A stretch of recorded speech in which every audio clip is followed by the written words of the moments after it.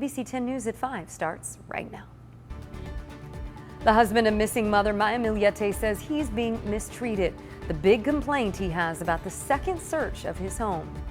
San Diego County's heat wave could put a strain on our power grid. The move being made to prevent a big problem tomorrow.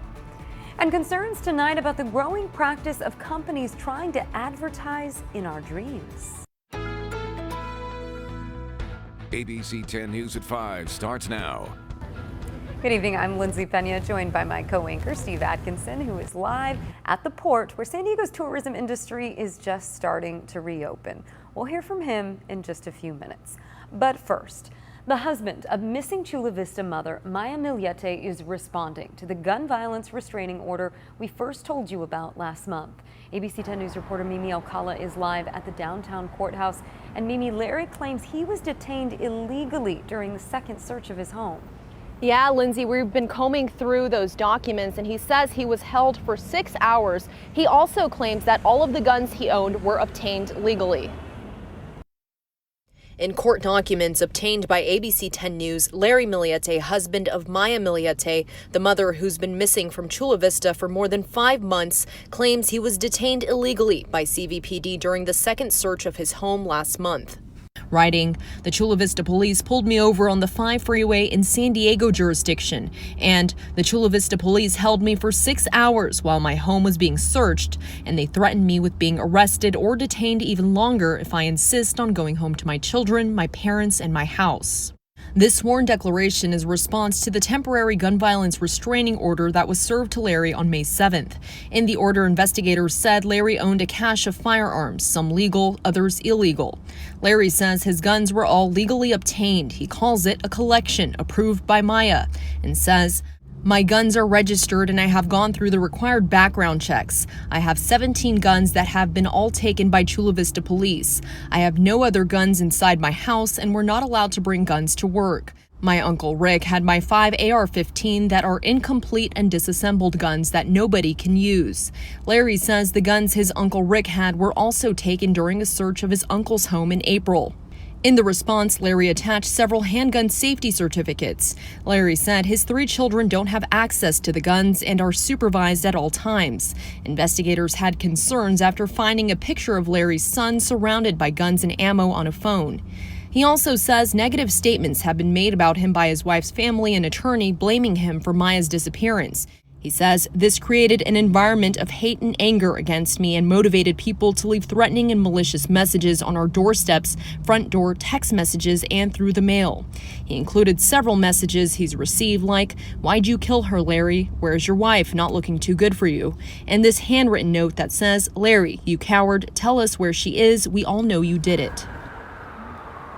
And included in those documents are also several character reference letters in support of Larry. A hearing has been set for June 22nd to determine if that gun violence restraining order will be extended. Of course, we will let you know if there are any developments in this case. For now, we're live downtown. Mimi Alcala, ABC 10 News. Thank you, Mimi.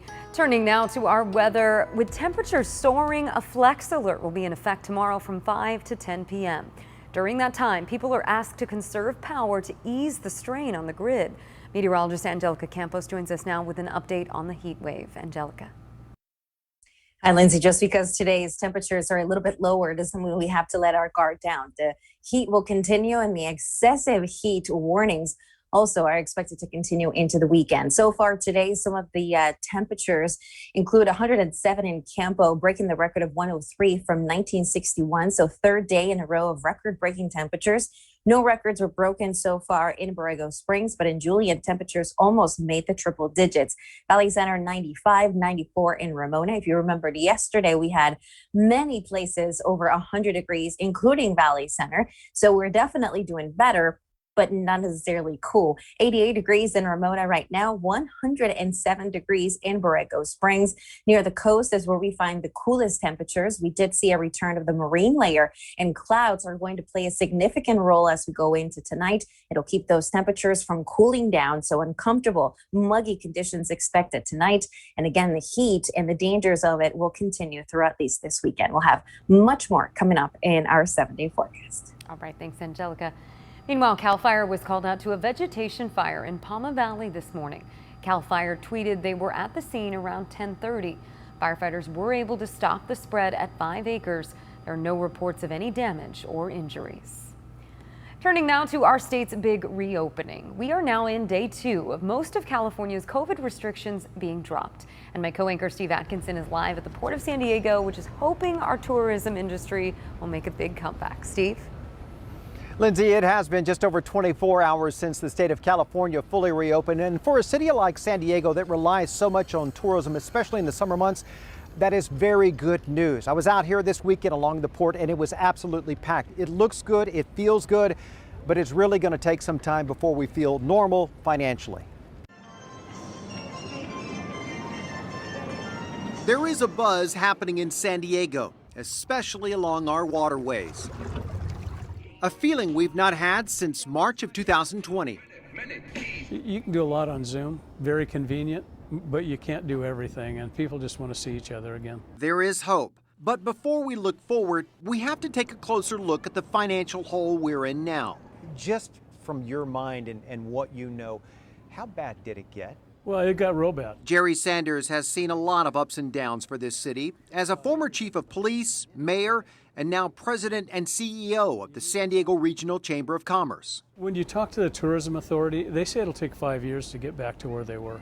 They wiped out 20 years of gains in just the pandemic. How do we kind of dig out of this hole right now? Well, you know, I think we're seeing tourism start to dig out of it already. In his conversations with hotel managers, Sanders says they are already seeing an uptick on weekends. But most of those visitors are San Diegans, or people who can drive here from LA and Orange counties and Arizona.